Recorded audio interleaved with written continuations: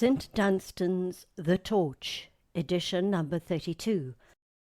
Animals throughout history.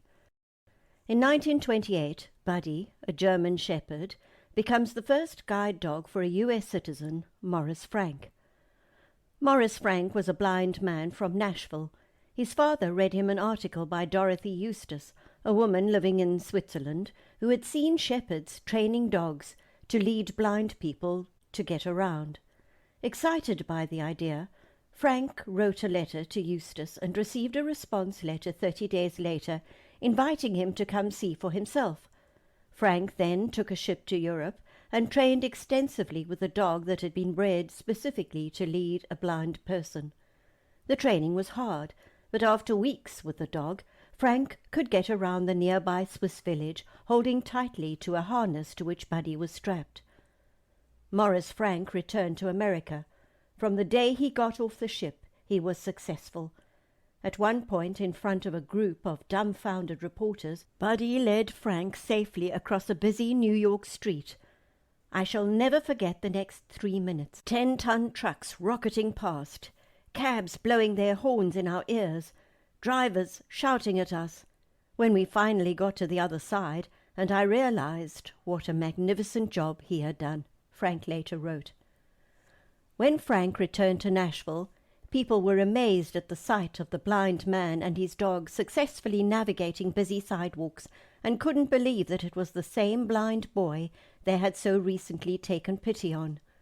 What amazed people the most was that Buddy had an ability best known as intelligent disobedience, which meant that he would obey Morris except when executing that command would result in harm to his master. If there was a low-hanging branch ahead on the sidewalk, for instance, Buddy knew how to navigate around it to the point where Morris wouldn't hurt his head on it.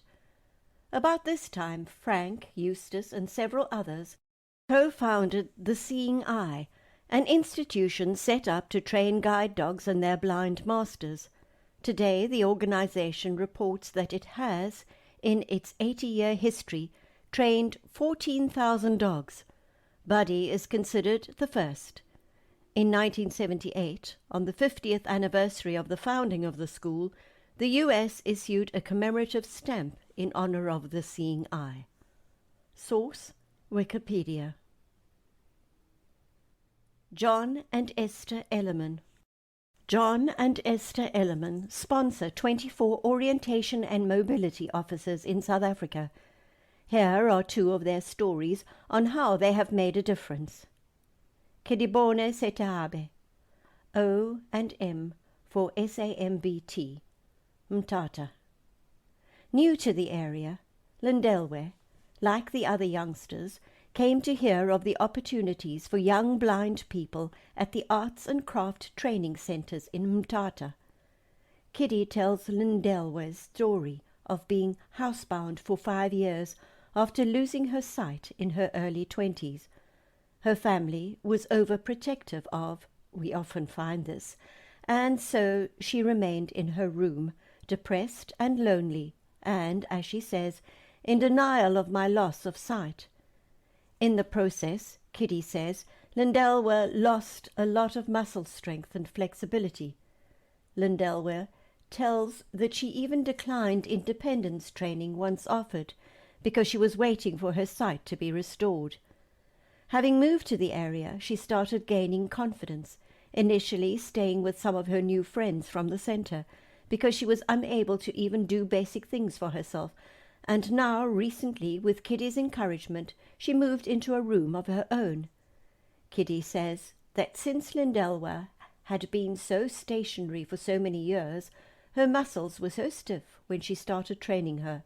It was clear from the way in which she moved that she had just been sitting for 5 years. It was as if walking was her gym. It was her therapy. It became her route to independence, and also the opportunity to just enjoy fresh air outside. Kitty says Lindelwe can get around on her own with her white cane now. She can get herself to the centre, to the tuck shop on her own, but that she will need more exercise for her muscles to grow stronger. Money, says Kitty, when Lindelwa got to Mthatha, she did not even know how to know the difference between any notes or coins. People around her had to do everything for her. She had no idea how much change anyone brought her when she asked them to buy her something. Now, following Kitty's training, Lindelwa knows how much she has in her purse. She no longer has the worry of distrusting people giving her the correct change. She is quite sure now. She knows what she is handing over to the cashier at the shop, and her disability grant is now sustaining her for the full month because she is in control of her finances. Lindelwa was amazed when Kitty told her that she could go to college or university.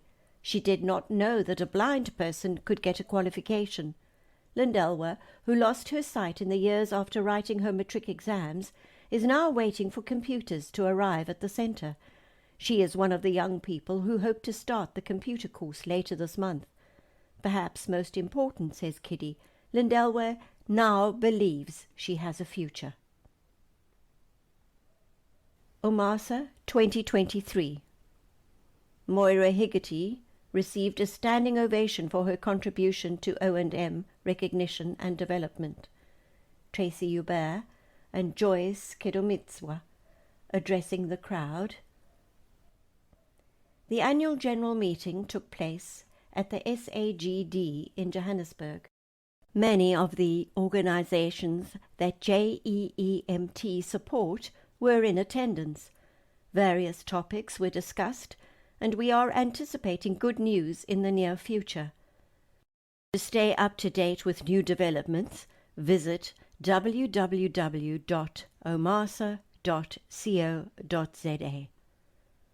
Our Tech Corner. Garth Long, a beneficiary living in Ireland, is one of our tech-savvy guys who gives great reviews and feedback on various devices. One of Garth's pet subjects is the all-new Lisi version 8. The Lisi by Garth Long. This stunning computer system, with so many varied platforms for any level of JAWS user, is now on steroids. He has just launched version 8, and it is a cracker. Down the road, as we head into some very complex software, some busy websites, and a variety of ways of finding our best podcasts and our music, you need something designed for us blind folk. WhatsApp, for instance. This system is all mapped out for anyone in version 8. On the website, you will be able to get a full script on how to use WhatsApp with JAWS, as well as how to have a Zoom meeting. Please see link for more information, www.lisicentral.com. Roll of Honor Corner. Our congratulations goes to Sergeant Mazibuku Mtwana, who received his 30-year of service with the SANDF Medal. Here is what the military had to say. Service Medal, Silver Bar. Sergeant M. Mtwana attended a medal parade on the 21st of April 2023, held at Eysterplaat Air Force Military Base.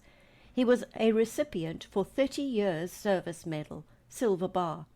This medal is awarded by Chief South African National Defence Force, CSANDF, to members rendered long, excellent and efficient service in SANDF.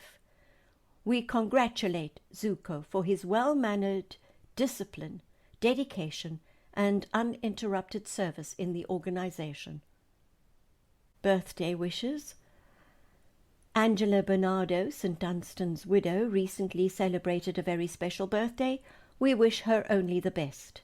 Joyce Mtwana, wife of St. Dunstaner Suko Mtwana, celebrated a very special birthday a short while ago. Garth Long, St. Dunstaner in the UK, and his twin celebrated a very special birthday.